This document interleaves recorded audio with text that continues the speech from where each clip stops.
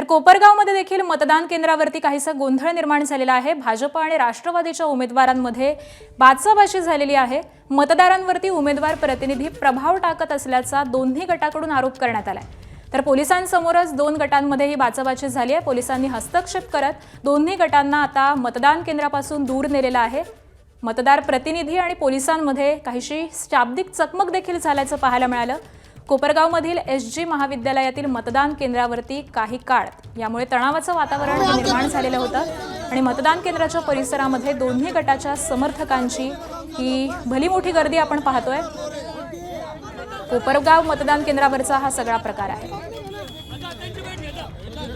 आणि आज संदर्भातले अपडेट देतात आमचे प्रतिनिधी नितीन ओझा। नितीन, निश्चितच जर पाहिलं तर कोपरगाव म्हटलं की काळे आणि कोल्हे यांचा संघर्ष हा सगळ्या राज्यासमोर आहे आणि आज कोपरगाव नगरपालिकेसाठी सकाळपासून मतदानाला सुरुवात झाली।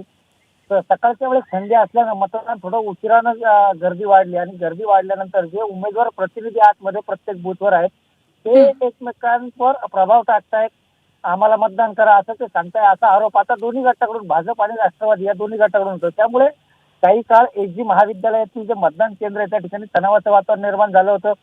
शाब्दिक चकमक झाल्यानंतर पोलीस घटनास्थळी आले आणि त्यांनी हे सगळं वातावरण निवळलंय। मात्र तरी विचार केला तर सकाळपासूनच त्या ठिकाणी आता जी गर्दी नव्हती ती आता मतदारांची गर्दी वाढायला लागलेली आहे आणि काळे आणि कोल्हे यांच्या संघर्षामुळे कोपरगावच्या नगरपालिका निवडणुकीकडे सर्वांचंच लक्ष लागलेलं आहे आणि ही श्रेयवादाची लढाई कोण जिंकणार हे आता स्पष्ट होईल।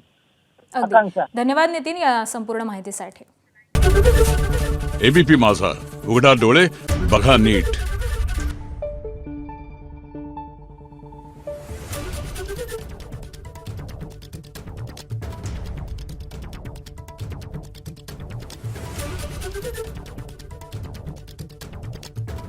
Thank you.